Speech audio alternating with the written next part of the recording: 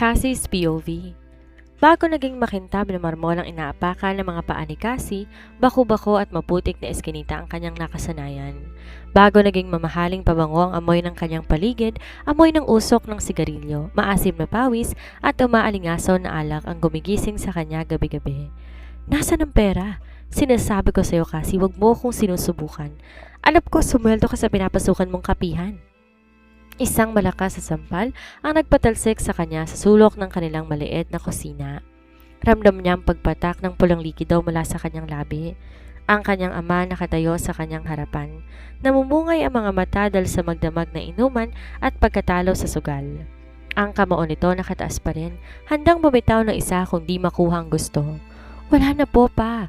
Pinambili ko na po ng bigas at ng gamot ninyo noong isang araw.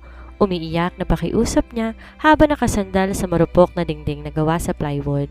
Ang kanyang katawan puno na ng mga lumang pasa, mga bakas ng walang katapusang galit ng amang laging lango sa bisyo. Sa tuwing natatalo ito sa sugal, siya ang nagiging punching bag. Sa tuwing walang pambili ng alak, siya ang kailangan maghanap ng paraan, kahit ang ibig sabihin nun ubusin niyang kanyang lakas sa pagtatrabaho habang nag-aaral. Sa kabilang dulo ng maliit na bahay nakaupo ang kanyang ina, ngunit hindi nito maasahan na lalapit to para awatin ang asawa. Walang silbi, palamunin. Sigaw muli ng kanyang ama sabay sipa sa lumang mesa na muntik nang tumama sa kanya. Iyon ang buhay na gusto niyang takasan araw-araw. Isang buhay na walang bukas, walang kapanatagan at puno ng takot.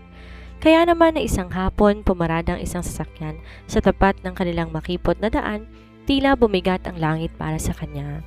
Bumaba mula sa sasakyan si Tita Lourdes, ang nakababatang kapatid ng kanyang ina na matagal nang napangasawa ng mayamang negosyante, si Tito Pasing Escudero.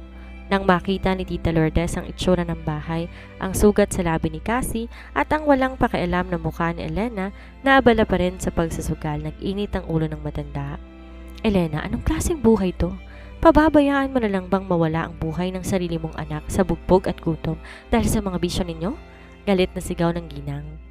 Kung gusto mo sa kanya, Lourdes, kunin mo. Wala rin naman kaming napapala sa batang yan kundi reklamo. Walang emosyong sagot ni Elena habang di man lang inalis ang tingin sa mga baraha. Humarap sa kanya si Tita Lourdes, may awa sa mata habang hinahawakan ng nanginginig na kamay niya. Sumama ka sa akin, Cassie. Sa mansyon ng mga Escudero, walang mananakit sa'yo. Ibibigay ko sa iyong buhay na karapat-dapat. Di na siya nag-atubili at kagad nag-empake ng gamit. Sa isang iglap, nagbagong lahat. Ang tunog ng mamahaling sapatos ni Cassie sa makintab na marmol na sahig ng mansyon ay naging musika ng kanyang bagong simula. Wala nang sumisigaw, wala nang amoy ng alak at wala nang lumilipad na kamao. Huwag kang mahihiya, Cassie. Mula ngayon, bahay mo na rin to. Nakangiting sa ni Tita Lourdes habang inahawakan ng kanyang balikat. Maraming salamat po, Tita. Tito Pasing? Mahinang tugon niya at binalingan ng matandang lalaki na nakaupo sa sofa habang nagbabasa ng dyaryo. Binaba ni Tito Pasing ang dyaryo at ngumiti ng tipid. Binigay namin sa iyo lahat ng hilingin mo, Cassie. Huwag mo nang isipin na nakaraan. Sa unang ilang linggo, naging parang panganib ang lahat. Ang mga grandeng handaan naging bahagi ng kanyang buhay. Binigyan siya ng sariling silid na mas malaki pa sa buong bahay ng dati niyang pamilya. Lahat ng karangyaan nasa kanyang mga kamay. Ngunit sa kabila ng kinang, may kung anong bigat sa puso niya. Isang gabi, narinig niya ang bulungan ng mga katulong sa hardin. Naku, huwag kang mainggit, saad ng isang katulong. Sa yaman ni na Sir Pasing, siguradong may kapalit lahat ng yan. Walang libre sa mundong to, lalo na sa mga Escudero. Kinabahan siyang bigla sa narinig. May kapalit? Bago pa siya makapag-isip ng malalim na bulabog ang kanyang mundo sa pagpasok ng isang lalaki, si Luis Ford. Ito ang anak na isa sa mga pinakamalaking kasosyo sa negosyo ni Tito Pasing. Gwapo, mayaman at may nakatutunaw ng ngiti. Sa isang granding event, lumapit ang binata sa kanya. Doon nagsimula ang lahat. Ang mabilis, mapusok at magulong pag-ibig. Akala niya si Luis na ang kanyang ligtas na kanlungan mula sa natatagong tensyon sa loob ng mansyon. Ngunit ang di niya alam, si Luis din ang unang hihila sa kanya pababa. Matapos ang ilang buwang matatamis na pangako, naging malamig ang binata at nang subukan niyang hanapin to sa kanyang kondo, isang pamilyar na eksenang sumalubong sa kanya. Si Luis, may kayakap na ibang babaeng mayaman. Luis, ano to? Nanginginig na tanong niya. Tumingin to sa kanya. Kasi let's be realistic. Gusto kita, oo, pero ang kasal, kailangan ko ng babaeng kapantay ng estado ko. Maganda ka pero ampun ka lang ng mga eskodero, hindi ka totoong dugo nila. Ang mga salitang yon parang lason sa kanya. Umuwi siya sa mansyon na luhaan. Pagpasok niya sa dambuhalang pinto, akala niya katahimikan ang sasalubong sa kanya. Ngunit sa gitna ng sala, nakatayo ang dalawang lalaki na matagal nang hindi umuwi sa Pilipinas. Ang mga pamangkin ni Tito Pasing. Ang isa nakatayo malapit sa bintana, may hawak na baso ng alak. Malamig ang mata, tila ba binabasa ang buong pagkatao niya. Si Clyde Escudero, ang misteryosong panganay. Ang isa naman nakasandal sa gilid ng hagdanan, may mapang-akit ng ngiti at mapanganib ang tingin. Si Harry Escudero, ang intense at rebeldeng kapatid ni Clyde. Mukhang may basang pusa na pumasok sa pamamahay natin, kuya, wika ni Harry habang humahakbang papalapit kay Cassie. Hindi sumagot si Clyde, ngunit ang kanyang matalim na titig ay nanatiling nakatitig sa umiiyak na mukha ng babae. Harry, quiet, malamig na utos ni Clyde. Binaba niyang hawak na baso ng glass table bago hinarap ng tuluyan si Cassie. Sinasabi ko lang naman ang totoo, kuya. Mukha siyang basang pusa na iniwan sa gilid ng kalsada. Natatawang sagot ni Harry. Humakbang ito pababa sa huling baitang ng hagdan. Ang bawat kilos ni Harry ay puno ng kumpiyansa at mapusok na enerhiya. Humintuto bilang hakbang lang ang layo sa kanya. Tumingala siya, pilit na pinipigilan ang hipde na gustong kumawala sa kanyang puso. Matapos ang panlalait at pag-iwan sa kanya ni Luis, ang huling bagay na kailangan niya ay ang pagbubuhat ng bangko ng dalawang lalaking ito. Sino po kayo? Nanginginig na tanong niya kahit may luha na siya at hula ko sino mga ito batay sa kwento noon ni Tita Lourdes. Ah, hindi mo pa ba kami kilala, cousin? Umisi ang lalaki, diniin ang salitang pinsan kahit alam ng lahat na wala silang ugnayan sa dugo. Ako si Harry. At ang lalaking laging may pinakatahimik sa sulok, si Kuya Clyde. Kami ang mga pamangkin ni Tito Pasing. Bago pa siya makasagot, narinig ang mabilis na hakbang mula sa ikalawang palapag. Pagbaba ng hagdan si Tita Lourdes, bakas ang pag-aalala sa muka na makitang sitwasyon. Diyos ko, Cassie, anong nangyari sa'yo? Ba't kanya ng itsura mo? Patakbong lumapit ang matanda sa kanya. Maya-maya, binalingan itong dalawang pamangkin. Clyde, Harry, kakarating niyo lang ba? Bakit hinayaan ninyong nakatayo dito si Cassie? Kararating lang namin, tita, at mukhang naabutan namin ng isang drama, sagot ni Harry habang nagsasali naman ngayon ng sarili niyang inumin. Tita, si Luis po. Hindi niya na natapos ang sasabihin dahil tuluyang umagos ang kanyang mga luha. Naintindihan agad ni Tita Lourdes ang nangyari. Kilala niya ang ugaling ng mga Ford, ngunit di niya akalain na magagawa to kay Cassie. Hush anak, sige na. Umakit ka muna sa kwarto mo at magpalit ng damit. Ako nang bahala dito. Tumango siya habang nakatungo. Sa kanyang paghakbang tungo sa hagdanan, sadya siyang napatingin kay Clyde. Ang lalaki hindi gumagalaw sa kanyang kinatatayuan, ngunit ang mga mata nito ay nakasunod sa bawat galaw niya. Sa loob ng kanyang silid, matapos makapagpalit ng damit, naupo siya sa gilid ng kama. Nakatingin siya sa kawalan habang pilit inaalis sa kanyang isipan ang mukha ni Luis na kasama ng ibang babae. Ang sakit ng mga salita nito. Ampun ka lang ng mga eskodero, hindi ka totoong dugo nila. Paulit-ulit umasinta sa kanyang pagkatao. Bumalik sa kanya ang alaala ng kanyang tunay na magulang. Kung nandun pa siya sa dating bahay nila, malamang binugbog na naman siya ng kanyang ama dahil umiiyak siya. Habang ang kanyang ina naman, dededmahin lamang siya. Dito sa mansyon, binihisan siya at inalagaan ni Tita Lourdes. Pero tama si Luis. Kahit anong gawin niya, hinding-hindi siya magiging isang tunay na eskodero. Isa lamang siyang sabit na binihisan ng mamahaling tela. Upang kumalma, naisipan niyang bumaba sa kusina para kumuha ng malamig na tubig. Madaling araw na at sigurado siyang tulog na ang lahat. Tahimik siyang naglalakad sa madilim na pasilyo pababa ng kusina, ngunit pagpasok niya sa may counter, nagulat siya na makitang may nakatayo doon. Isang bulto ng lalaking umiinom ng tubig habang nakatalikod. Sa lapad ng balikat nito, alam niyang si Clyde iyon. Akmang tatalikod na siya para bumalik sa itaas nang magsalita ito. Kung iisipin mong umiyak gabi-gabi dahil sa isang lalaki, mas mabuti pa. Bumalik ka na lang kung saan ka nanggaling. Walang silbi ang mahihina sa bahay na to. Natigilan siyang bigla. Humarap siya rito at pilit na nagpakatatag. Hindi mo alam ang pinagdaraanan ko, Mr. Escudero, kaya huwag mo kong huhusgahan. Dahan-dahan lumingon si Clyde. Sa ilalim ng kaunting liwanag mula sa refrigerator, kitang-kitang perpektong mukha nito. Lumapit siya kay Cassie, dahilan para mapaatras ang dalaga hanggang sa sumandalang likod nito sa pader ng kusina. Alam ko kung sino si Luis Fort at alam ko kung anong klaseng lalaki siya. Ang pagkakamali mo, nagtiwala ka sa isang taong gagamitin ka lang para sa sarili niyang interes. Dito sa mundong pinasok mo, Cassie, ang puso ay isang kahinaan. Kung di mo kayang patibayin yan, lalamunin ka ng buhay ng mga tao sa paligid mo, kasama na kami. Napailing si Cassie sa mga mata ni Clyde. May kakaibang aura ang lalaking to, mapanganib, misteryoso, ngunit may katotohanan ang mga sinasabi. Bago pa siya makasagot, narinig nila ang isang pamilyar na tawa mula sa pinto ng kusina. Aba, mukhang may sarili kayong pagpupulong dito at madaling araw pa, wika ni Harry habang nakataas ang kilay. Agad na lumayo si Clyde kay Cassie, binalik ang baso sa counter na tila ba walang nangyari.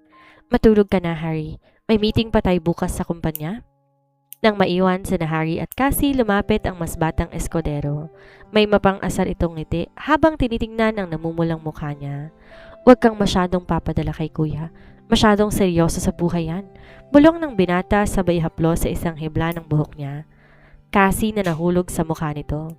Sinasabi ko sa'yo, mas masaya akong kasama kesa sa kanya. At kung gusto mong makaganti sa Luis Ford na yan, sabihin mo lang sa akin. Kayang-kaya kong durugin ang lalaki nagpaiyak sa bago kong pinsan. Umalis si Harry pagkatapos bitawan ang mga salitang iyon. Iniwan siya na mas lalo pang naguguluhan. Ang akala niyang ligtas na kanlungan ay unti-unti rin naman na nagiging isang mapanganib kung saan hindi niya alam kung sinong kaaway at kung sinong mas mapanirang kalaban. Hindi naging madali para kay Cassie ang mga sumunod na araw. Ang mansyon ng mga Escudero na dati mistulang palasyo ng katahimikan, ngayon napuno ng isang uri ng tensyon na hindi niya nakikita ngunit malinaw na nararamdaman. Ang pagdating ni Clyde at Harry nagdala ng bagong enerhiya sa bahay. Isang enerhiyang mabigat, mapagmatsyag at tila laging may nagbabadyang gulo. Habang nag-aagahan sila sa mahabang lamesa, tahimik lamang siyang nakayuko. Sa kanyang kaliwa nakaupo si Harry na abala sa pagpipindot sa kanyang telepono habang may nakakalokong ngiti. Sa kanyang kanan naman sa dulo ng lamesa ay si Clyde, formal na formal sa kanyang suot na suit jacket. Seryosong nagbabasa ng mga ulat sa kanyang tablet habang humihigop ng kape. Pasing, kailangan natin pag-usapan ang susunod na hakbang sa proyekto kasama ng mga Ford. Biglang basag ni Tita Lourdes sa katahimikan. Sa pagbanggit pa lamang ng apelidong Ford, tila nabulunan siya. Mabilis siyang uminom ng tubig upang itago ang panginginig ng kanyang mga kamay. Nakita niya sa gilid ng kanyang mga mata ang bahagyang paglingon sa kanya ni Clyde, habang si Harry naman bahagyang binaba ang kanyang telepono at tumingin sa kanya ng may mapang-asar ng ngiti. Tuloy ang pirmahan ng kasunduan bukas, Lourdes, seryosong sagot ni Tito Pasing. Malaking perang nakataya rito. Ang Fold Hoardings ang may hawak ng mga permits na kailangan natin para sa bagong eco-tourism site sa Bataan. Ngunit si Luis, muling nagsalita si Tita Lourdes, sabay tingin sa kanya ng may pag-aalala. Hindi ba magiging awkward para kay Cassie? Alam naman nating lahat kung anong ginawa ng batang yon. Maya-maya, binaba ni Tito Pasing ang kanyang kubiertos. Lourdes, negosyo to. Walang kinalaman ng personal na buhay ng bata sa takbo ng kumpanya natin.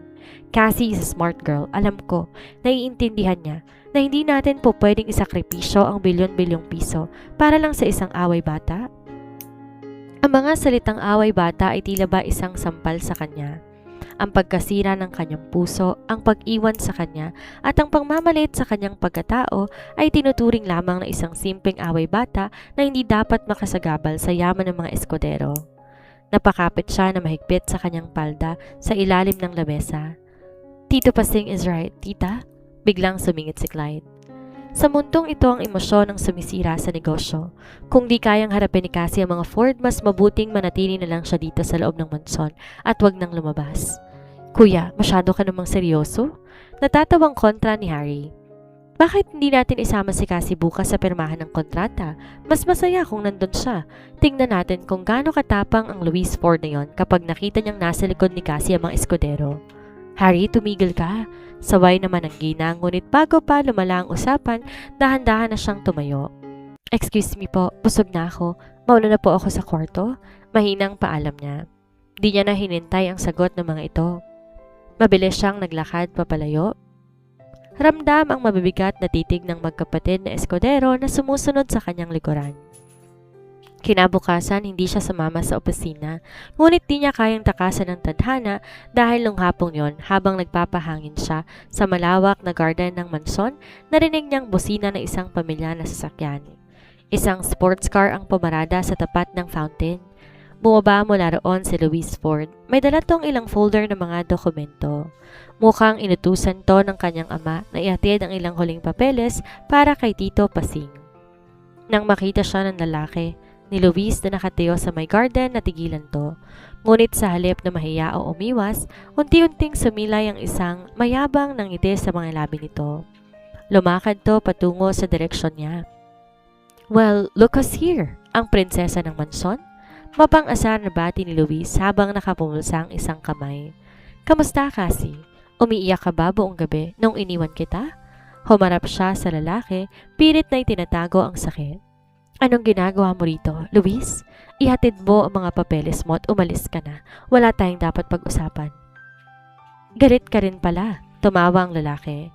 Huwag ka nang magmatigas, Cassie. Alam nating dalawa kung saan ka nang galing. Isang ampon na galing sa squatter na binihisan lang ang mga eskodero para magmukhang kagalang-galang. Sa tingin mo ba talaga tatanggapin ka ng pamilya ko? Ang isang tulad mo na pampalipas oras lang.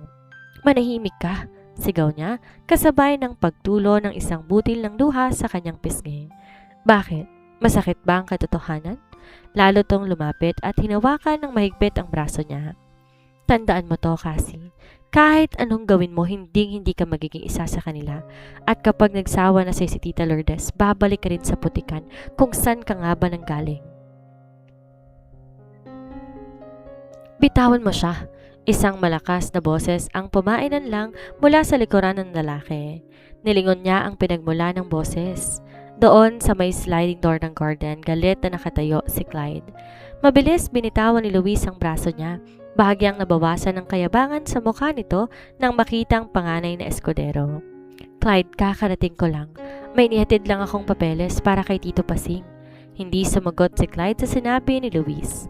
Sa halip, naglakad siya ng dahan-dahan patungo sa kanyang kinilalagyan.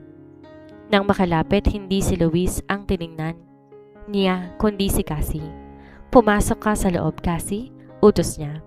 Pero, ang sabi ko, pumasok ka sa loob. Pag-uulit ni Clyde. Sa pagkakataong ito ay lumingon siya kay Luis dahil sa takot sa maaaring mangyari. Mabilis siyang tumakbo patungo sa loob ng mansyon, ngunit bago pa siya tuluyang makapasok, lumingon siya sa dalawa. Nakita niya paano hinawakan ni Clyde ang kwelyo ng polo ni Luis. Diniin to sa gilid ng garden at may binulong na kung anong salita na nagpadilim at nagpalutang ng takot sa mukha ng dating kasintahan. Simula ng hapong yon, hindi na muling nagpakita si Luis sa mansyon. Maging mga tawag nito sa telepono ng bahay, tuluyan ng naputol. Ngunit ang katahimikang yon ay hindi nagdala ng kapayapaan kay Cassie. Sa halip, lalo lamang siyang nakaramdam ng pagkabahala. Lalo na tuwing gabi kung kailan tila mas lalo nagiging buhay ang mansyon dahil sa presensya ng magkapatid. Isang gabi habang nag-aayos siya ng mga lumang libro sa silid aklatan, narinig niya na may pumasok sa loob. Inasahan niyang katulong ang pumasok, ngunit ang pamilyar na bango ng sigarilyo at mamahaling mint ang nagsabi sa kanya kung sino to, si Harry. Nakatayo sa harapan, magulong buhok at ang mga matay may bakas ng alak. Masipag na pinsan, bati ng binata habang dahan-dahang naglalakad patungo sa direksyon niya. Gabi na ba, di mo pa kasamang kama mo? O baka naman di ka rin makatulog dahil sa akin? Huminga siya ng malalim.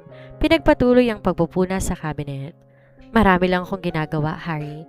Kung may kailangan kayo, pwede kayong tumawag ng katulong. Wala akong kailangan sa kanila. Mabilis sa sagot nito. Sa isang iglap, nasa likuran na niyan ito. Inawakan nito ang gilid ng estante dahilan upang makulong siya sa pagitan ng mga braso nito. Naramdaman niya ang init ng katawan ng binata at ang mabilis itong paghinga. Narinig ko ang nangyari nung isang araw. Inunahan ako ni Kuya kay Luis. Sayang, mas gusto ko sanang akong bumasag sa mukha ng lalaking yon para sa'yo. Hari, pakiusap. Lumayo ka. Pakiusap niya. Pilit na humaharap dito habang hawak ang basahan sa kanyang dibdib bilang proteksyon. Huwag mo kong paglalaroan. Alam kong wala akong halaga sa inyo rito. Tinitigan siya ni Harry. Ang mapang-asar ng ngiti nito unti-unti napalitan ng isang seryoso at madilim na ekspresyon. Sino nagsabing wala kang halaga? Masyado kang maganda para lang itapon sa putikan, Cassie. At kung di ka kayang pahalagahan ng Ford na yon, pwede kitang turuan kung paano maging isang tunay na reyna dito. Bago pa man siya makasagot, isang malamig na boses ang bumasag sa lumalalim na tensyon sa pagitan nilang dalawa. Harry, bitawan mo siya, biglang sabat ni Clyde. Dahan-dahan binitawan ni Harry ang estante, humarap sa kapatid at binalik ang kanyang mapang-akit ng ngiti. Kuya, lagi ka nalang panira ng moment. Nag-uusap lang kami ng pinsan natin. Hindi mo siya pinsan at alam mo yan. Seryosong sagot ni Clyde habang naglalakad papasok sa silid. Nilagpasan nito ang kapatid at huminto sa harap niya. Tiningnan niya ang nanginginig ng mga kamay ng dalaga bago muling binalingan ang kapatid. Lumabas ka na, Harry. Lasing ka na. Huwag mong dadalhin ng dumi ng mga bar mo rito sa loob ng bahay. Fine. Sabi mo eh. Natatawang tinaas ni Harry ang kanyang mga kamay, tanda ng pagsuko. Ngunit bago to lumabas, kinindatan niya si Cassie. Magkikita pa tayo, pinsan. Mas mahaba ang pasensya ko kaysa kay kuya. Nang tuluyang umalis si Harry, naiwan na nakabibinging katahimikan sa pagitan nila ni Clyde. Tinalikuran niya ang lalaki upang itago ang kanyang mukha, ngunit narinig niya ang hakbang nito na papalapit sa kanya. Sinasabi ko sa iyo, Cassie, si Harry ay parang apoy. Lumapit ka sa kanya at tiyak masusunog ka. At kung akala mo, niligtas kita sa kanya ngayon, nagkakamali ka. Kagad siyang humarap kay Clyde. Ano ba talaga ang gusto niyong dalawa sa akin? Bakit hindi niyo na lang ako iwan ng mag-isa? Una si Luis, ngayon naman kayong dalawa. Isang ampon lang ako dito, isang sabit. Mabilis na humakbang ang lalaki at hinawakan na magkabilang balikat niya. Huwag mong hamunin ng pasensya ko, Cassie. Dinala ka ni Tita Lourdes dito ng may dahilan. At habang nasa ilalim ka ng bubong na ito, pag-aari ka ng mga eskodero. Tandaan mo yan. Binitawan siya nito at mabilis na tumalikod. Sa kabilang banda, ang mga salita ni Clyde nung gabing yon sa silid aklatan ay tila mga multo na nagpuyat sa kanya. Anong ibig nitong sabihin? Isang ampon lamang siya na kinuha mula sa putikan dahil sa awa ng kanyang tita? Ano pang malalim na dahilan na maaaring maging mitsa ng mga salitang iyon? Habang lumilipas ang mga araw, napansin niya ang pagbabago sa pakikitungo ng magkapatid. Kung si Clyde naging mas mailap, ngunit laging nakatitig sa kanya mula sa malayo na tila nagmamasid sa bawat galaw niya, si Harry naman kabaliktaran. Hindi nito tinago ang kanyang intensyon. Ang presensya ni Harry parang apoy. Marahas, mainit at lantarang nagnanais na sunugin ang anumang haligi na tiniyo niya. Isang hapon, habang nag-aayos siya ng mga bagong pitas na rosa sa malawak na terrace, nakita niya ang pagdating ni Harry. Masyadong magandang hapon para mag-aksaya ka ng oras sa mga halamang yan, Cassie. Wika nito. Naka-unbutton ng unang 2 botones ng kanyang polo at may hawak siyang susi ng kotse na pinaikot-ikot sa kanyang daliri. Huminto ito sa mismong tabi niya. May ginagawa ako, Harry? Malamig na sagot niya at pilit na binubuhos ang atensyon sa paggupit ng mga tangkay ng rosas. Kung wala kang magawa, huwag mo kong gambalain. Natawa ng mahina ang binata. Matapang ka talaga kapag maliwanag ang araw, no? Pero kapag gabi nakikita ko kung paano manginig ang mga kamay mo tuwing lumalapit ako o si kuya. Lumapit pa to ng bahagya sa kanya. Magbihis ka, lalabas tayo? Ayoko, mabilis niyang tanggi. Hindi ako sasama sa'yo. Hindi ako nagtatanong, Cassie, iniuutos ko. Gusto kong ilabas ka sa kulungan na to kahit ilang oras lang. Tsaka narinig kong may bagong koleksyon ng mga damit na dinala sa paboritong butik ni tita. Sabi niya ihatid kita doon para pumili ng isusuot mo para sa darating na anibersaryo ng kumpanya. Napatigil siyang bigla. Kung bilhin niyo ni Tita Lourdes, wala siyang magagawa. Tumingin siya kay Harry at sinusubukan na basahin ang intensyon nito. Si tita ba talaga ang nagsabi o gawa-gawa mo lang? Bakit? Hindi ka ba nagtitiwala sa akin? Tinaas ng binata ang kanyang kamay at marahang hinaplos ang dulo ng ilong niya. Sige na, 15 minutes. Kung hindi ka pa bababa, bubuhatin kita mula sa kwarto mo. Wala na siyang nagawa pa kundi sumunod. Nagpalit siya ng isang simpleng puting blusa at denim na palda bago bumaba. Makalipas ng halos isang oras, dumating na siya, pinaligiran ng mga staff. Dalang iba't ibang disenyong gawa ng mga tanyag na couturier. Ang unang damit ay isang asul na gown na may palamuting kristal, ngunit umiling lang si Harry. Ang pangalawa ay isang kulay gintong silk dress, ngunit muling sumimangot ang binata. Hanggang sa lumabas na siya suot ang isang backless na pulang dress na gawa sa mamahaling lace. Agad na napatuwid ng upo si Harry. Ang mga mata nito ay nag-alab, unti-unting dumaustos ang tingin mula sa hubog ng leeg ni Cassie pababa sa bewang nito. That's the one. Tumayo ito at naglakad patungo sa kanya. Huminto si Harry sa likod niya, nakatingin sa malaking salamin sa kanilang harapan. Pinatong nito ang mga kamay sa walang takip niyang likod. Harry, ano ba? Pakiusap niya rito, ngunit nakita niya sa salamin kung gaano kasalido ang mukha ng lalaki. Bagay sa'yo ang pula, kulay ng fashion. Huwag mo nang isipin si Luis, huwag mo na rin isipin si Kuya Clyde. Ako ang kasama mo ngayon. Bitawan mo ako, Harry, pakiusap. Maraming tao. Nanginginig na saan niya, ngunit may bahagi ng kanyang sarili na tila naparalisa sa tindi ng presensya ng lalaki. Hayaan mo silang tumingin. Ngunit bago pa man to tuluyang mahagka ng balikat ng dalaga, narinig ang pagtunog ng chime sa pinto ng butik. Sa pag-angat ng tingin ni Cassie sa salamin, nakita niya ang isang pamilyar na figura na pumasok. Si Clyde, nakasuit pa rin ito. Mukhang galing sa isang kalapit na business meeting. Ang mukha nito mas madilim pa sa nagbabadsang unos nang makita ang posisyon nila ng binata. Nagtagpo ang mga mata nila ni Clyde at sa sandaling iyon, naramdaman niya ang init ng apoy ni Harry ay biglang sinulubong na nagyayalong bagsik ng panganay ng eskodero. Ang nakabibinging katahimikan sa loob ng marangyang butik tila mas lalo naging mabigat sa pagpasok ni Clyde. Ang mga staff na kanina'y tahimik na nagmamasid lalo naging estatwa sa kani-kanilang kinatatayuan. Nararamdaman ng lahat ang tensyon na namumuo sa pagitan ng magkapatid na eskodero. Dahan-dahan inalis ni Harry ang kanyang kamay sa likod ni Cassie, ngunit hindi siya lumayo. Sa halip, lalong sumilay isang mapanghamong ngiti sa kanyang mga labi habang nakatingin sa kapatid. Kuya, anong ginagawa mo dito? Akala ko ba busy ka sa pakikipag-ayos sa mga investor mula sa Japan? Hindi siya sinagot ni Clyde. Ang mga mata nito na natiling nakatitig kay Cassie, partikular sa pulang damit na suot ng dalaga. Lumakad si Clyde papalapit sa kanila. Pinatatawag kayo ni Tita Pasing sa mansyon. May mahalagang pulong na gaganapin ngayon utol sa transaksyon ng mga Ford. At ikaw, Harry, alam mong bawal mong gamitin ang oras ng kumpanya para sa mga personal mong laro. Laro? Natawa ng pilit si Harry at humarap ng tuluyan kay Clyde. Inutusan ako ni Tita Lourdes na isama dito si Cassie para pumili ng damit. Ginagawa ko lang tungkulin ko bilang isang mabuting kapamilya. Tumingin si Clyde sa kamay ni Harry na malapit pa rin sa bewang ng dalaga. Ang paghawak sa kanya ng ganyan ay hindi bahagi ng tungkulin mo. Magpalit ka ng damit, Cassie. Hihintayin kita sa labas.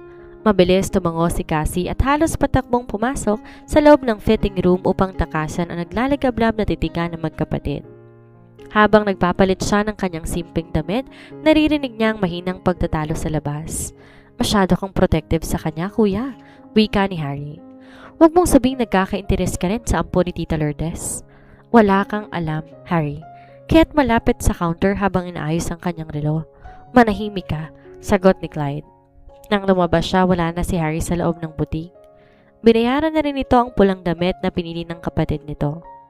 Habang naglalakad sila tungo sa basement parking, hindi na siya nakatiis magsalita. Salamat po pala sa pagdating mo. Huminto si Clyde sa tapat ng kanyang itim na SUV at nilingon siya. Huwag kang magpasalamat sa akin. Sinabi ko na sa'yo, si Harry ay isang sunog na hindi mo kayang apulahin. Kung hahayaan mo siyang hawakan ka ng ganyan, ikaw lang ang masisira sa huli. Di ko naman gustong sumama sa kanya. Depensa niya dito. Sabi kasi ng kapatid mo, bilin to ni Tita Lourdes. Wala akong magawa kundi sumunod dahil umaasa lang ako sa pamilya ninyo. Kung pwede lang sana umalis na lang ako rito. Mabilis binuksan ni Clyde ang pinto ng kotse at hinarangan ang daan niya. Umalis? Sa tingin mo hahayaan ka ni na Tita Lourdes na umalis pagkatapos ng lahat ng binigay nila sa'yo? Masyado kang bata, Cassie. Masyado kang inosente sa takbo ng mundong to. Ano ba talagang ibig mong sabihin, Clyde? Ano ba ang nakatago sa likod ng pag-ampon sa akin? Malalaman mo rin ang lahat, pero sa ngayon, matuto kang sumunod sa akin kung gusto mong maprotektahan ang sarili mo, bulong ng binata bago sumakay sa driver's seat. Sa buong biyahe pabalik sa mansyon, walang nagsalita sa kanilang dalawa, ngunit para kay Cassie ang katahimikang yon ay mas nagpahiwatig ng panganib. Napangiti siya sa pagitan ng dalawang magkapatid na eskodero at ang mas nakakatakot unti-unti nang nagpapakita ng lamat ang perpektong buhay na binigay sa kanya. Nagbabadyang gumuho anumang oras. Ang mansyon ay binalot ng formalidad ng hapong gaganapin ng pulong. Ilang mamahaling sasakyan ang pumarada sa malawak na harapan ng bahay. Kabilang ang pamilyar na kotse ng mga Ford. Sinubukan niyang manatili na lamang sa kanyang silid upang iwasan ang anumang gulo. Ngunit bago magsimula ang pagtitipon, kumatok si Tita Lourdes sa kanyang pinto. Cassie, anak? Banayad na tawag ng kanyang tita habang binubuksan ang pinto. Nakaayos to at suot ang kanyang pinaka-magarang ngiti. Ngunit may bahagyang kakaiba sa kanyang mga mata. Bumaba ka muna, anak. Gusto ng ama ni Luis na makita ka. Nabalitaan niyang nangyari sa inyo ng kanyang anak at gusto niyang humingi ng paumanhin ng personal bago natin pirmahan ang kontrata. Napatitig siya sa kanyang tita. Tita, kailangan po ba talaga? Hindi ko pa po kayang harapin si Luis. Hinawakan ni Tita Lourdes ang kanyang kamay. Para sa pamilya natin to, Cassie. Ang Ford Holdings ay napakahalaga sa negosyo ni Tito Pasing mo. Konting tiis lang, anak. Pakita mo sa kanila na hindi ka basta-basta nasisira.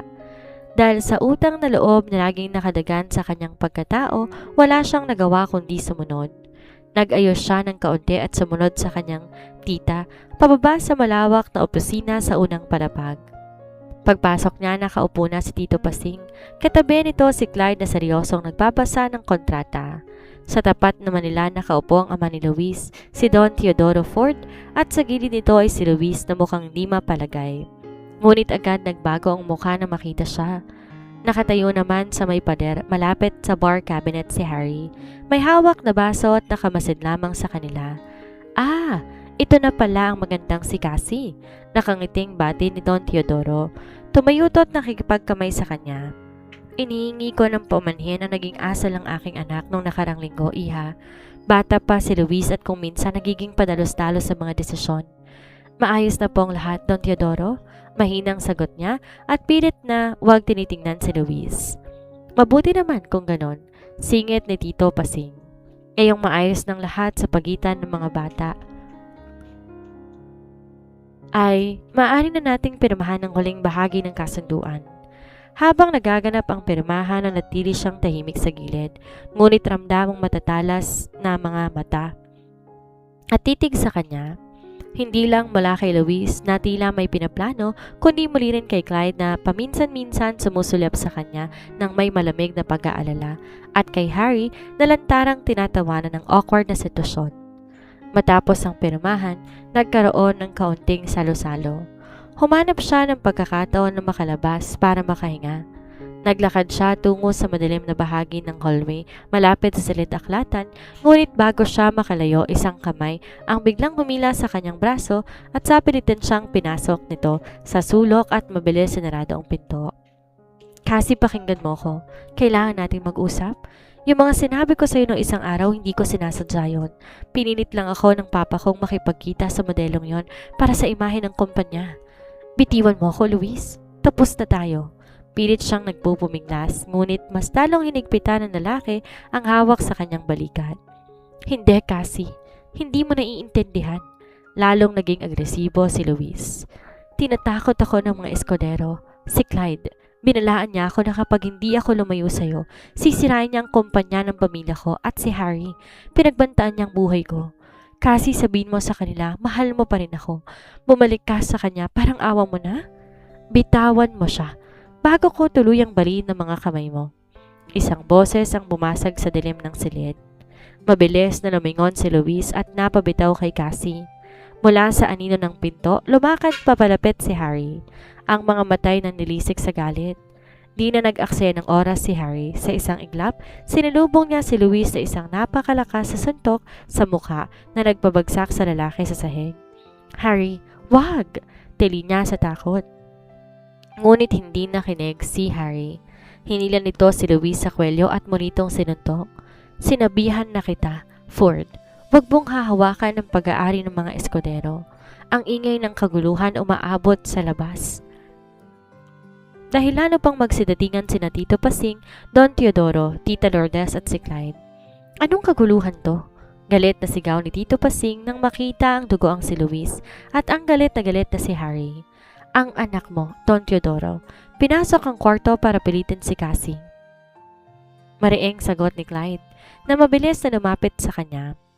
Tumingin si Clyde kay Don Teodoro na may kasamang matinding banta. Tapos na ang pirmahan ng kontrata. Ngunit sinisigurado ko sa iyo, ang huling ginawa ng anak mo ngayong gabi may katapat na kabayaran sa merkado. Namutla si Don Teodoro, mabilis tinulungan ng kanyang dugo ang anak upang umalis ng mansyon, habang si Tito Pasing naman galit na binalingan si Cassie. Lagi na lang gulo ang dinadala mo sa pamilyang to. Sigaw ni Tito Pasing. Yumuko na lang siya habang ang mga luha ay muling pumapatak. Ngunit sa pagkakataong ito, habang nakatayo siya sa likod ng malawak na balikat ni Clyde at nakikita ang nagpupuyos na galit ni Harry, ay nalaman niya na ang mapait na pag-ibig kay Luis ay tapos na. Pero ang mas malaking gulo, ang digmaan sa pagitan ng pamilyang Escudero na kinasangkutan ng kanyang puso ay opisyal nang nagsimula. Ang matinding iskandalong nangyari kay Luis ay nag-iwan ng malalim na lamat. Bagaman di binawi ni Tito Pasing ang kontrata sa mga Ford dahil sa laki ng perang nakataya, ang trato nito kay Cassie ay tuluyan ng lumamig. Para sa matandang eskodero, si Cassie ay naging isang mitsa ng gulo na maaaring makasira sa kanilang reputasyon. Isang gabi pagkatapos ng hapunan, nakaramdam si Cassie ng labis na pagkauhaw. Habang pababa siya sa hagdanan, napansin niya bukas ang pinto ng opisina ni Tito Pasing at may kaunting liwanag na lumalabas mula roon. Akma sana siyang dadaan nang marinig niya ang seryoso at tila nagtatalong mga boses na mag-asawa. Pasing, kailangan nating dahan-dahanin si Cassie. Nakikita mo naman ang nangyayari. Masyado na siyang naiisip ni na Clyde at Harry. Nanginginig ang boses na saan ng ginang. Wala akong pakialam sa nararamdaman ng mga pamangkin ko, Lourdes. Mariing sagot ni Tito Pasing. Ang tunog ng palad nito na humampas sa lamesa ay nagpahinto sa kanya sa paghakbang. Ang isipin mo ay ang kasunduan sa mga ari-arian ng pamilya ng totoong ama ni Cassie. Ang piraso ng lupa sa Balangan na nakapangalan sa kanyang susi para makontrol natin ang buong port area. Kung hindi natin siya mapapirma sa legal guardianship at waivers bago siya mag-21, mapupunta sa lahat nang wala ng perang ginastos natin sa pagpapakain at pagbibihis sa kanya. Napatakip si Cassie sa bibig sa narinig. Mga ari-arian, legal guardianship, waivers. Alam ko, Pasing, pero natatakot ako. Kapag nalaman ni Cassie na kaya lang natin siya kinuha sa kapatid kong si Elena ay para makuha ang huling mana ng tatay niya, baka kamuhian niya tayo. Umiiyak na dagdag ng ginang. Huwag siyang magmalinis, asik ni Tito Pasing. Kung di dahil sa atin, baka hindi na humihinga dahil sa bugbog ng ama-amahan niya sa squatter. Bigyan natin siya ng marangyang buhay, kaya't natural ibigay sa atin ni Cassie ang lupang yan bilang kabayaran. Ang bawat salita ng matanda parang dambuhalang pako na tumusok sa buong pagkatao niya. Ang akala niyang kaligtasan, ang akala niyang pagmamahal at awa ng kanyang tita ay isa palang malaking negosyo. Ang akala niyang kaligtasan, ang akala niyang pagmamahal at awa ng kanyang tita ay isa palang malaking negosyo. Kung kinuha siya mula sa putikan, hindi dahil sa pagmamalasakit kundi dahil may halaga ang kanyang pangalan sa mga dokumentong kailangan ng mga eskodero. Ginamit siya, niloko siya ng mga taong tinuring niyang tagapagligtas. Sa sobrang gulat at sakit, napaatras siya, ngunit hindi niya sinasadya na matabig ng kanyang sikong isang antigong florera na nakalagay sa pedestal sa labas ng pinto. Nababasag ang kristal na sahig kasabay ng biglang pagbuka ng pinto ng opisina. Lumabas ang mag-asawa. Parehong nanlaki ang mga mata na makita siyang nakatayo roon. Lohaan at nanginginig ang buong katawan. Cassie?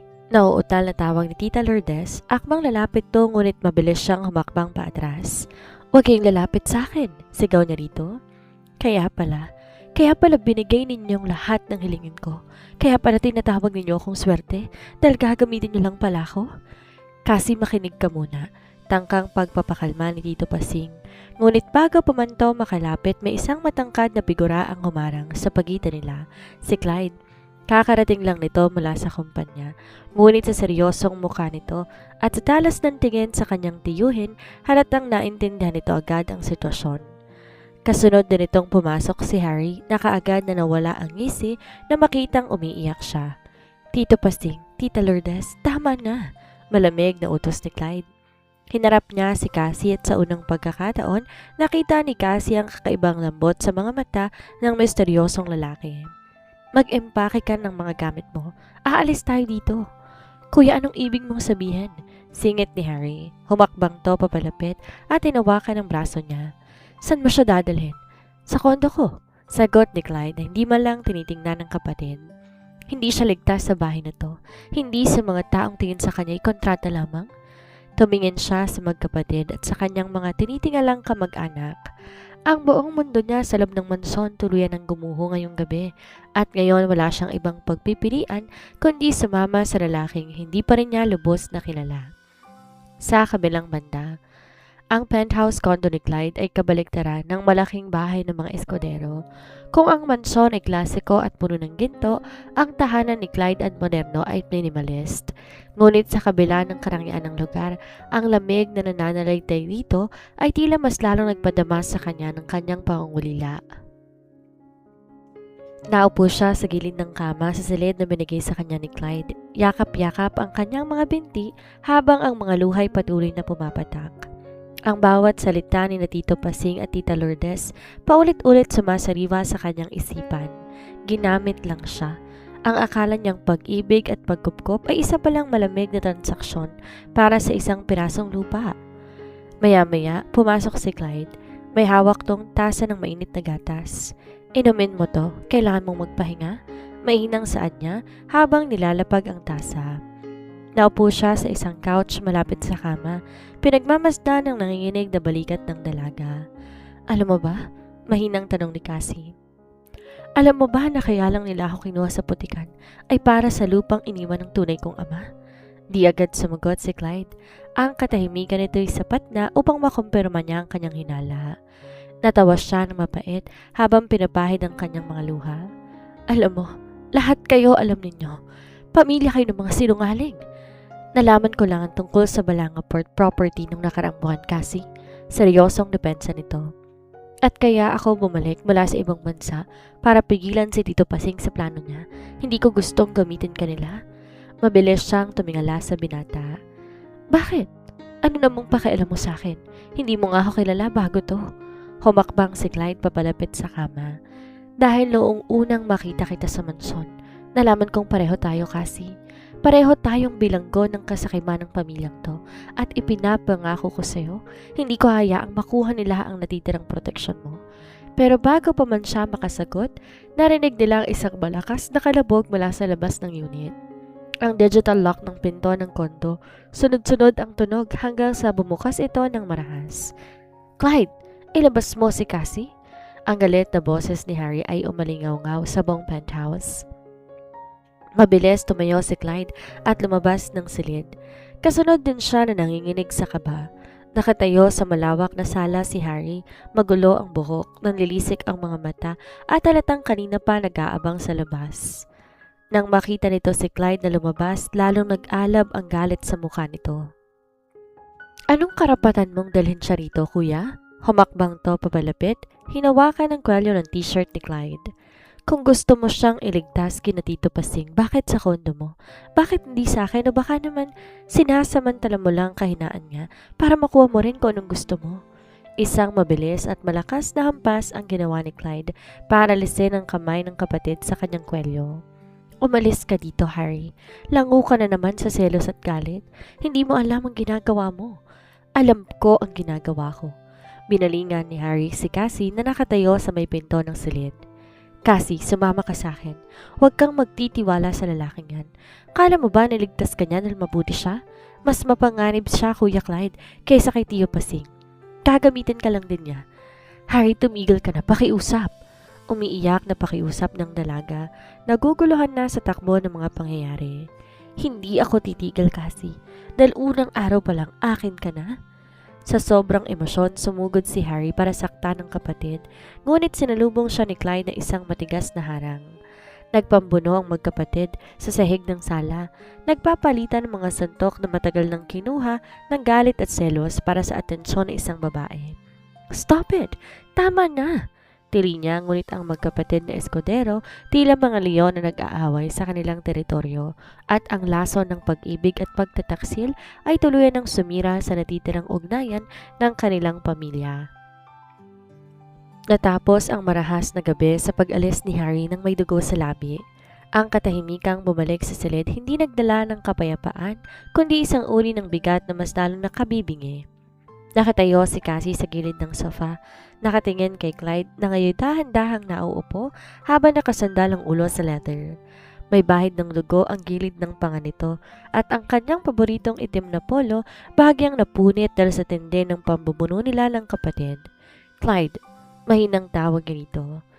Gagamatin ko yung mga sugat mo? Wag na, maliit na bagay lang to. Malamig na sagot ng binata habang pinipikit ang kanyang mga mata. Ngunit hindi nakinig si Cassie. Naglakad siya patungo sa banyo upang kunin ang first aid kit na nakita niya kanina. Nang bumalik siya, dahan-dahan siyang lumuhod sa sahig sa tapat ni Clyde. Kumuha siya ng bulak na may alkohol at dahan-dahang dinampi sa sugat sa panga ng lalaki. Bagyang napabaling ang mukha ni Clyde sa tindi ng hapdi, ngunit hindi ito dumaing. Sa halip, dinilat niya ang kanyang mga mata at pinakatitigan ang dalaga. Bakit mo ito ginagawa, Cassie? Seryosong tanong ni Clyde. Sabi ni Harry kanina, isa akong mapanganib na tao. Bakit di ka tumakbo papalayo sa akin? Napatigil ang kamay niya sa pagpupunas at tumingin siya ng diretsyo sa mata ng binata. Dahil sa lahat ng tao sa mansyong ito, ikaw lang ang di nagpanggap, Clyde. Mas gusto kong isang taong malamig na nagpapakita ng katotohanan kaysa mga taong nakangiti ngunit matalim sa likod. Isang tipid at mabait na ngiti ang sumilay sa mga labi ni Clyde. Bago pa man makakilos si Cassie, hinawakan ng binata ang kanyang braso. Sinasabi ko sa iyo, Cassie, nagkakamali ka. Bulong nito. Ang kanyang kabilang kamay ay dahan-dahang umakyat sa leeg ni Cassie. Nilalapit ang mukha ng dalaga sa kanya. Hindi ako mabuting tao at ang pananatili mo dito sa tabi ko ay isang malaking pagkakamali. Clyde, hindi niya na natapos ang sasabihin dahil sa isang iglap, hinagkan siya nito sa labi. Ang lamig na laging pinapakita ng binata biglang natunaw.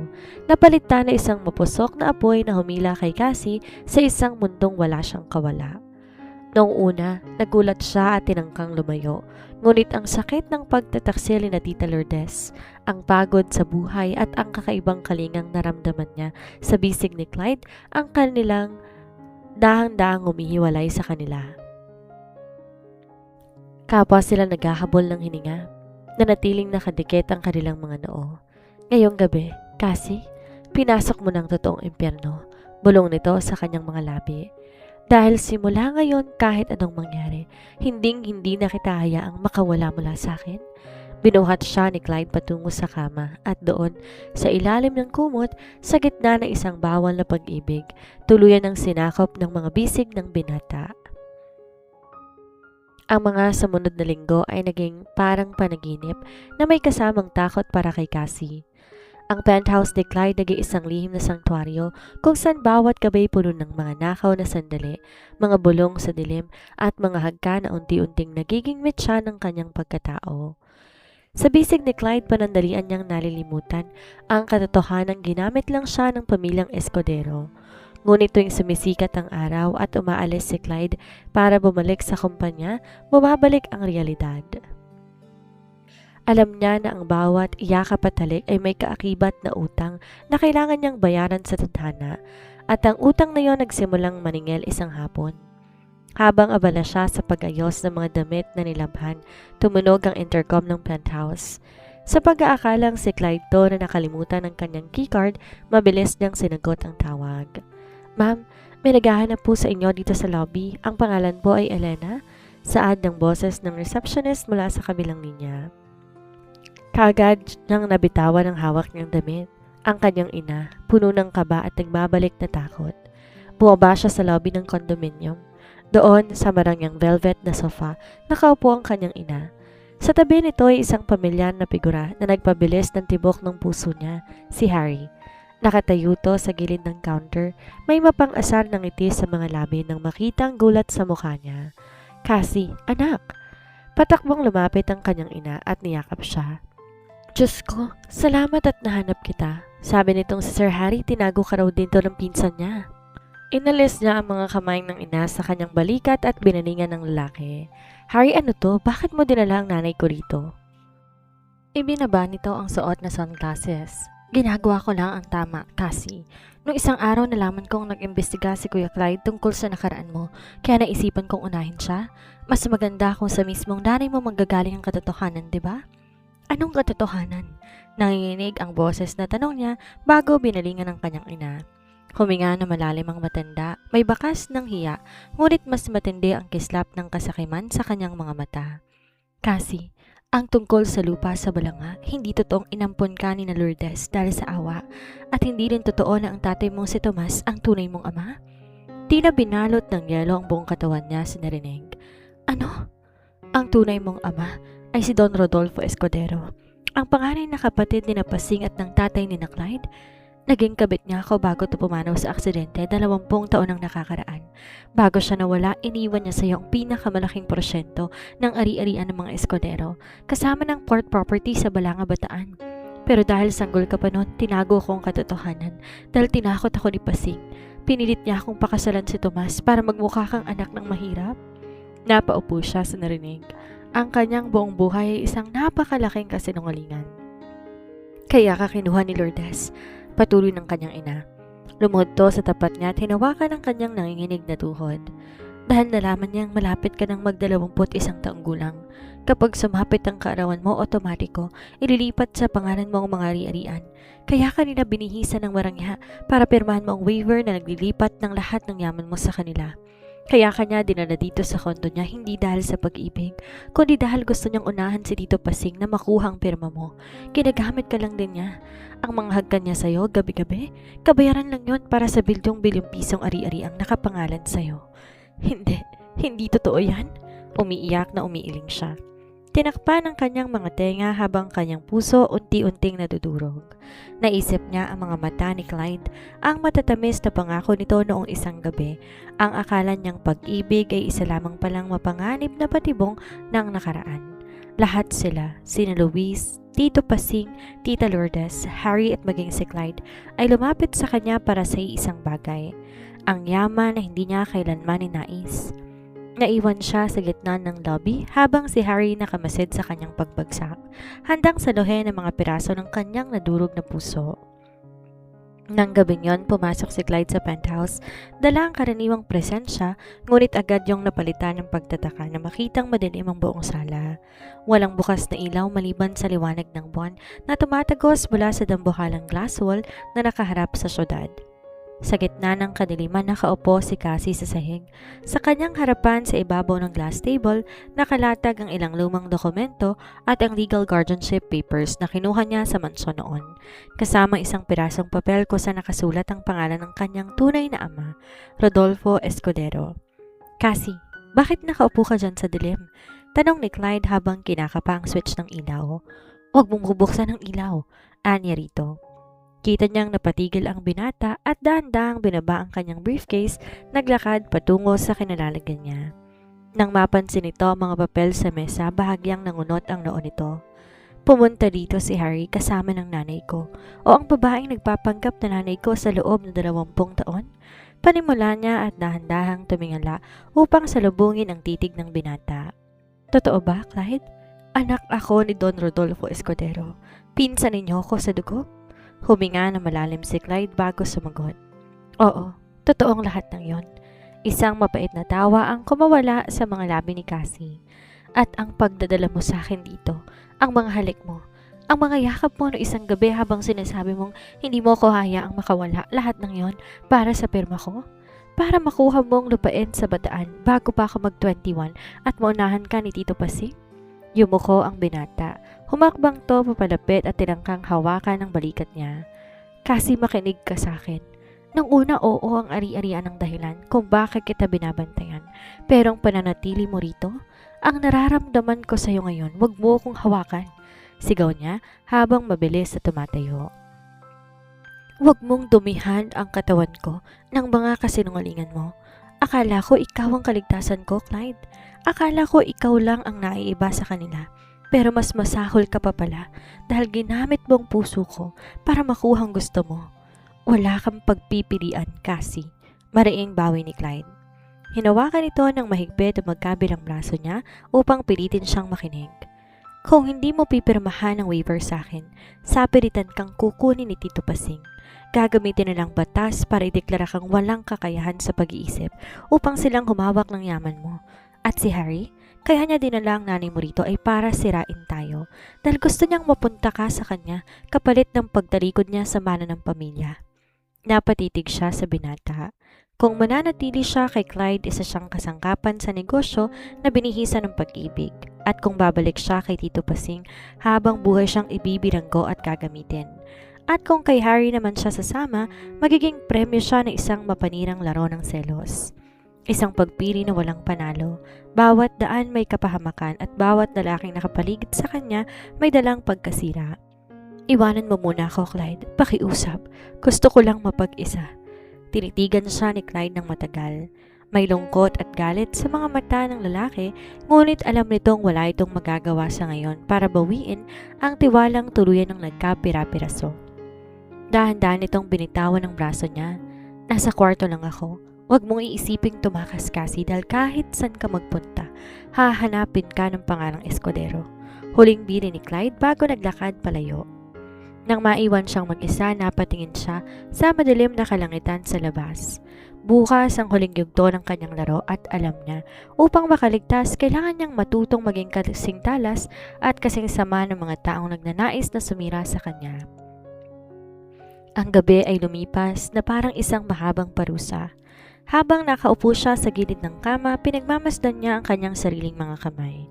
Ang mga kamay na dati puno ng kalyo sa pagtatrabaho, ang mga kamay na nakaranas ng hagupit ng kanyang ama-amahan at ang mga kamay na hinawakan ni Louise, Harry at Clyde ng may iba't ibang uri ng mapanlinlang na interes. Wala nang totoong nagmamahal sa'yo, Cassie. Bulong niya sa kanyang sarili. Lahat sila may presyong tingin sa'yo. 10:00 ng umaga nang umalis si Clyde para sa isang emergency meeting sa Escudero Holdings.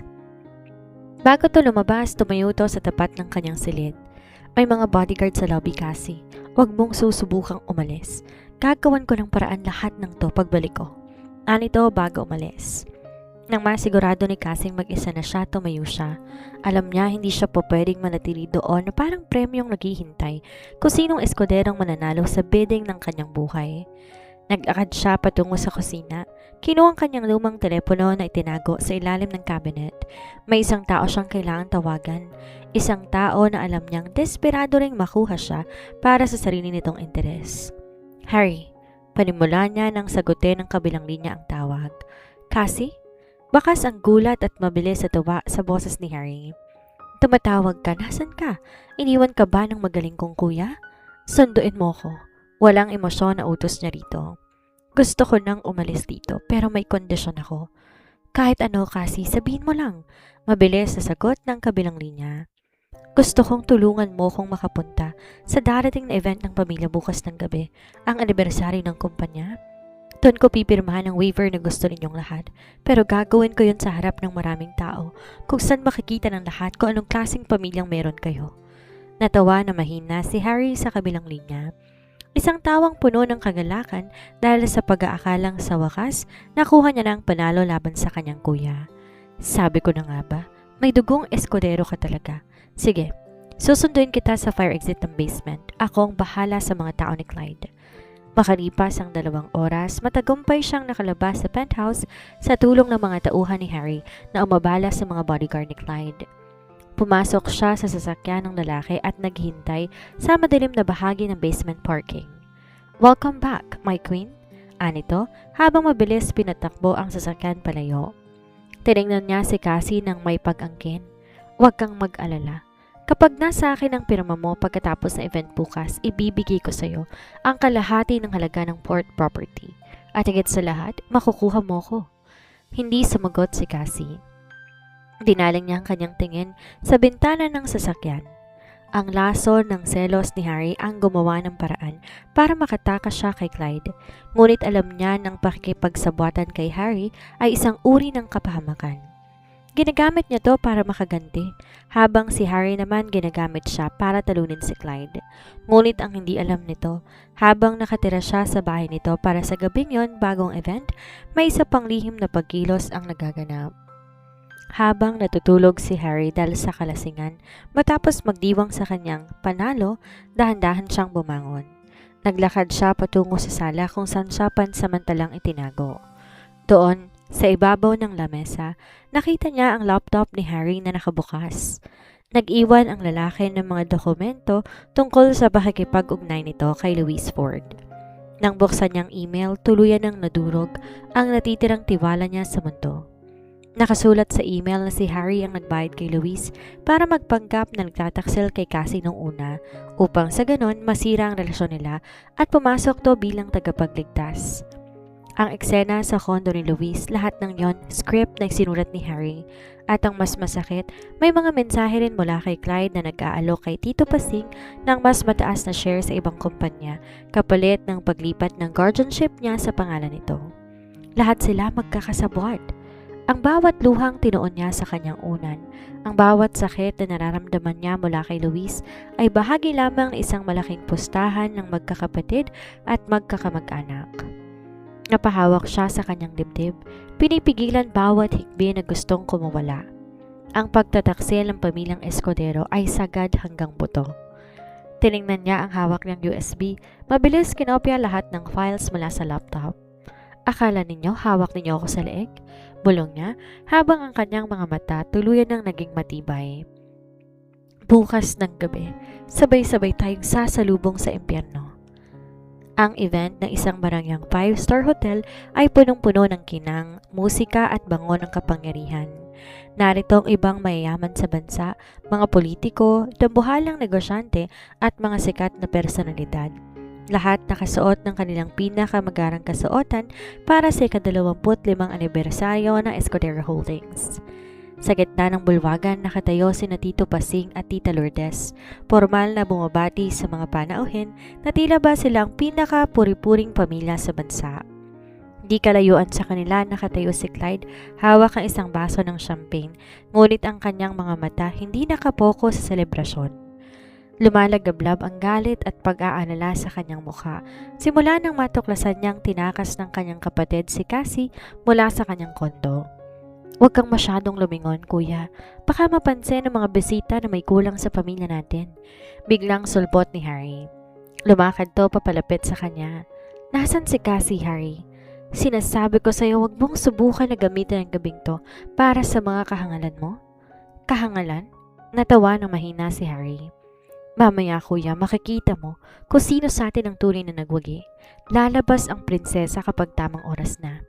Bago pa makakilos si Clyde para kumprontahin ng kapatid, biglang nawala ang mga ilaw sa loob. Isang maliwanag na spotlight ang tumama sa dulo ng hagdanan patungo sa gitna ng entablado. At doon, unti-unti, lumitaw ang isang figura na nagpatahimik sa buong lugar. Si Cassie, suot ang pulang backless dress na binili ni Clyde, ngunit ang pinaka nakakuhang pansin ng lahat ay ang kanyang mukha.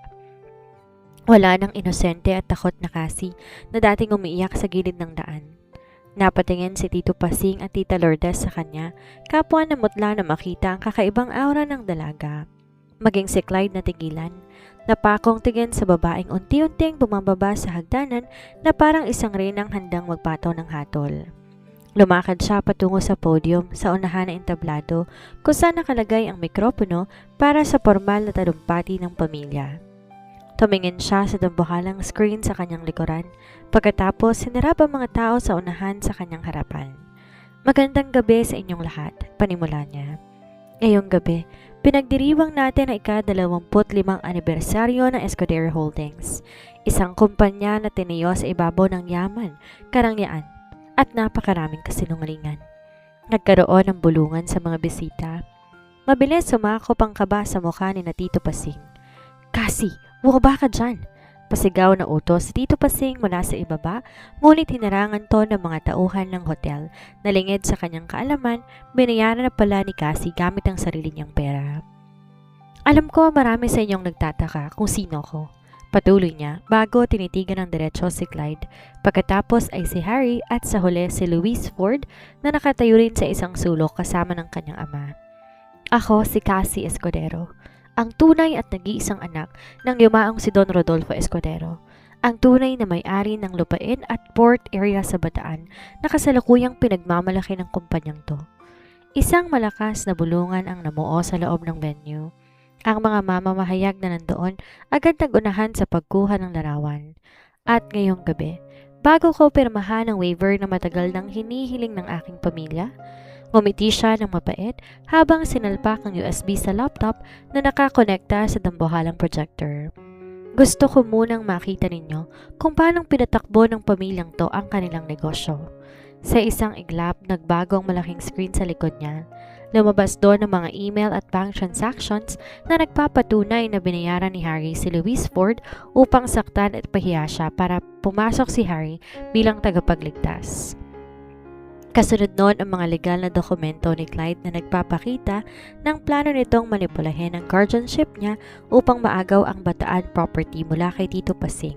At huli, ang mga voice recording ni na Tito Pasing at Tita Lourdes kung saan lantarang sinabi ng mga ito na kinuha lang siya mula sa squatter upang nakawan siya ng mana. Diyos ko! Napasandal si Tita Lourdes sa kanyang asawa, tuluyang nawalan ng malay sa tindi ng kahihiyan, habang ang mga flash ng kamera walang tigil sa pagtama sa kanila. Ayan ang pamilyang Escudero. Saan niya? Ang boses puno ng puot habang nakatitig sa nagpupuyos sa galit na si Harry at sa natitigilang si Clyde. Isang pamilya ng mga magnanakaw, manduloko at maninira ng puso.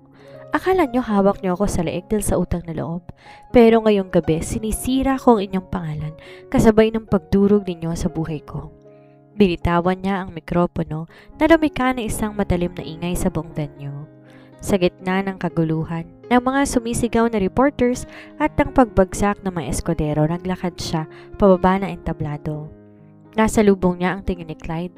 Walang galit sa mga mata nito, kundi isang matinding sakit at pagtanggap na ang halik at tiwalang binuo nila ng isang gabi ay tuluyan ng naging abo. Ang malamig na hangin ng gabi sa labas ng hotel sumalubong sa basang mukha ni Cassie. Sa paglabas na ng lobby, tinanaglaho ang ingay ng mga nagkakagulong reporters, ang mga sigaw ng galit ni Tito Pasing at ang tunog ng mga flash ng kamera. Ang buong paligid naging isang malawak at tahimik na kawalan. Hawak-hawak na ang dulo ng kanyang pulang bestida habang mabilis na naglalakad pababa sa hagdanan ng hotel patungo sa kalsada. Wala siyang dalang kahit ano, walang bag, walang pera, walang mamahaling gamit mula sa mga Escudero. Ang tanging dala niya ang kanyang sirang pagkatao at ang kalayaang binili niya sa pamamagitan ng pagsunog ng sarili niyang pamilya. Kasi, isang pamilyar at mabigat na boses ang pumainan lang sa dilim. Napatigil siya sa gilid ngunit hindi siya lumingon. Alam niyang si Clyde yon. Hingal na hingal to habang papalapit sa kanya. "Kasi pakiusap, makinig ka muna." Paos ang boses na pakiusap ng binata. Marahan siyang huminto. "Alam kong galit ka. Alam ko may kasalanan ako, pero ang nararamdaman ko sa'yo, ang gabing magkasama tayo sa kondo, hindi yun kasinungalingan, Cassie. Patawarin mo ko." Dahan-dahan siyang lumingon sa binata. "Patawad? Para saan, Clyde? Para sa pagtrato sa akin bilang isang kontrata? O para sa paggamit sa puso ko para lang maprotektahan ang yaman ng pamilya mo? Hindi ganon. Huli na ang lahat, Clyde." Putol niya sa sasabihin nito. "Nung gabing hinagkan mo ko, akala ko ikaw ang kapayapaan ko, pero ikaw palang pinakamatinding magpapahirap sa akin dahil binigyan mo ko ng pag-asa bago mo ko tuluyang saktan." Bago pa makasagot si Clyde, isang mabilis na sasakyan ang pumarada sa kanilang tabi. Bumaba mula ron si Harry, nandilisik ang mga mata at handang makipag-away muli sa kanyang kapatid. Cassie, huwag kang makikinig sa kanya, sigaw ni Harry habang patakbong lumalapit. Hinawakan niya ang braso ni Cassie ng mahigpit. Sumama ka sa akin. Sira na ang Escudero Holdings. Wala na silang kapangyarihan. Ako na lang, Cassie. Ako na lang ang piliin mo. Mabilis na iniwas ni Cassie ang kanyang braso mula sa pagkakahawak ni Harry. Dahilan upang matigilan to. Tiningnan niya si Harry ng may matinding pandidiri. Huwag mo kong hahawakan. Ikaw ang nagsulat ng script ng panuloko ni Luis sa akin. Ikaw ang sumira sa buhay ko dahil lang sa laso ng selos mo sa kuya mo. Kinamumuhian ko kayong dalawa habang buhay. Nagtagpo ang tingin ng magkapatid na Escudero. Si Clyde na nakatayo ng may pagsisisi at sakit at si Harry na natutulala sa katotohanan na ang larong sinimulan niya tuluyan nang nawala sa pagkakataon niyang makuha ang babaeng minahal niya sa maling paraan. Maya-maya, isang taxi ang huminto sa tapat ni Cassie. Binuksan niya ang pinto nito nang walang pag-aalinlangan. Bago siya sumakay, lumingon siya sa huling pagkakataon sa magkapatid na Escudero. Ang pangalang Escudero ay tapos na para sa akin. Huling bulong niya. Nakuha ninyo ang yaman. Nakuha ninyo ang port sa Bataan pero sinisigurado ko sa inyo, ang puso ko hindi nyo na muling mahahawakan. Sumakay na siya at mabilis itong umalis. Iniwan ang magkakapatid na nakatayo sa dilim. Nakatanaw si Clyde sa papalayong sasakyan habang si Harry napasuntok sa semento sa labis na galit at frustration. Sa loob ng taxi, tumingin si Cassie sa salamin.